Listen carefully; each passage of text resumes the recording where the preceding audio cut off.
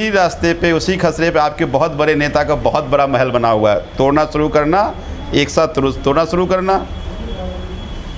तो ये जो चिंदी चोरी वाली बातें कर रहे हैं ना आप, सीधा सीधा गांव के लोग आपसे ये कहने गए हैं कि वो जो आज डेमोलिशन हुआ वो डीडीए के कारण, डबल बेंच ऑर्डर के कारण एमसीडी को डायरेक्ट किया गया। मैं तो जाकर डीसी से बात किया, डीसी ने कहा मेरे हाथ बंधे हैं, ये हाई कोर्ट के ऑर्डर हैं। तो इसलिए सांसद जी झूठ बोलना बंद कर दीजिए आप। और अगर कल डेमोलिशन हुआ, इस आड़ में आप नहीं बच सकते कि वो पार्षद करा रहा है डेमोलिशन।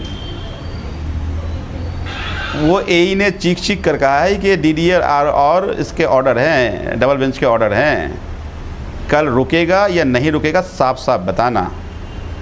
और अगर डेमोलिशन होता है तो जिम्मेदार उसके आप होंगे। ये पुलिस लगाकर डराने की, धमकाने की, ये टुच्ची हरकतें, ये छोटी बचकानी बातें करना बंद करो और ये डराना बंद कर दो। बहुत देखे आप जैसे लोग, मैं जानता हूँ कि आप नासमझ हैं, आपको कोई समझ नहीं है, लेकिन कम से कम बेशर्मी तो ना करो। दिल्ली की जनता, क्षेत्र की जनता देख रही है कि हमने कैसे नकारे, बेशर्म और हमने नासमझ एमपी को हमने चुना है।